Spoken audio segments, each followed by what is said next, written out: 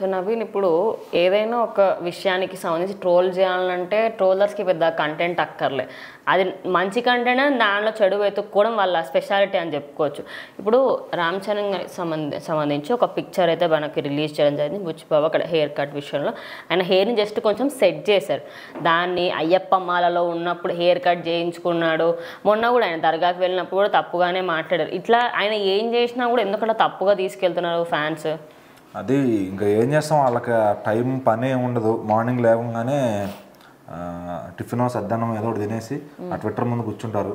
కూర్చున్న దగ్గర నుంచి ట్విట్టర్, ఇన్స్టాగ్రామ్ ఏదైతే ఉందో ఎక్కడ ఏ ట్రాల్ దొరుకుద్దో దాన్ని అటాచ్ చేసి ఇంకో దానికి ఎట్లా లింక్ పెట్టచ్చు అని చెప్పి దాన్ని ఎడిట్స్ చేసుకుని ఆ ఎడిటింగ్ అయితే నేర్చుకుంటారు కదా మీమ్స్ చేసేవాళ్ళంతా.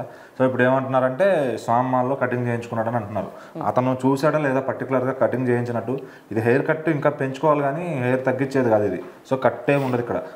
దానికి కావాల్సిన షేప్ ఏదైతే ఉందో మెస్సీ లుక్ ని క్రియేట్ చేశారు. దానికి ఆ స్టైలిస్ట్ వచ్చి చేసి వెళ్తారనమాట.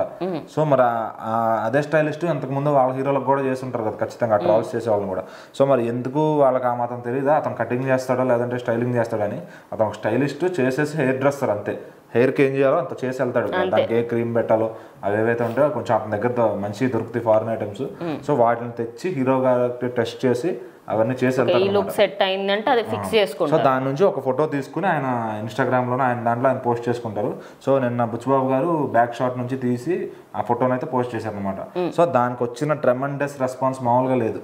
సో అది చూసి వాళ్ళ కడుపు మంట కూడా కావచ్చు. ఎందుకంటే సో ఇప్పుడు దాన్ని ఎట్లా ట్రాల్ చేయాలి, మరుసటి రోజు పొద్దున్న నైట్ అంతా ఆలోచించి పడుకోకుండా పొద్దున్నే లేచి టిఫిన్ చేసి ఆ సిస్టమ్ ముందు కూర్చొని మన అప్పుడు నాగ చైతన్య గారు అంటారు, ఈ మొబైల్ ఫోన్స్ కీప్యాడ్స్ ఆ సిస్టమ్స్ వాడే వాళ్ళకి పని పాట ఏమి ఉండదు, వాళ్ళకి అది తప్ప ఇంకేం రాదని చెప్పని ఆయన కూడా చెప్పారు అన్నమాట.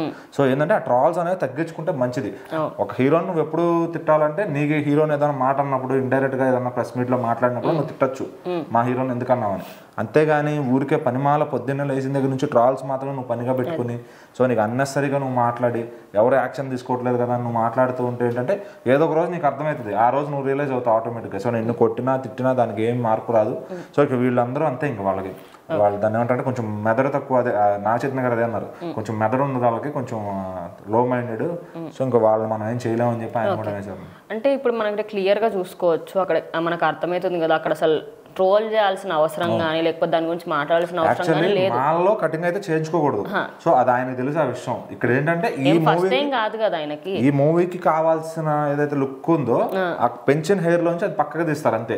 సో అది మాత్రమే జరిగింది. సో ఇతనేదో మొత్తం హెయిర్ కటింగ్ దగ్గర ఉండి చేయించినట్టు ట్రాల్ చేస్తాడు అనమాట. సో కొంచెం ఆ సెన్సిబిలిటీస్ ఉండాలి, అది తెలుసుకుని మాట్లాడాలి. తెలియకుండా ఇష్టం వచ్చినట్టు మాట్లాడితే ఇంకా అది అంటే దానివల్ల హీరో క్రేజ్ ఏం తగ్గదు.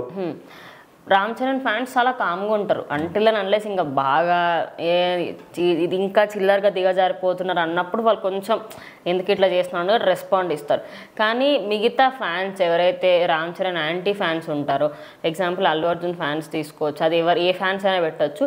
సో అట్లా వాళ్ళు కావాలని అంటే ఈ సినిమాకి హైప్ రాకూడదని చేస్తున్నాం అనుకోవచ్చుగా.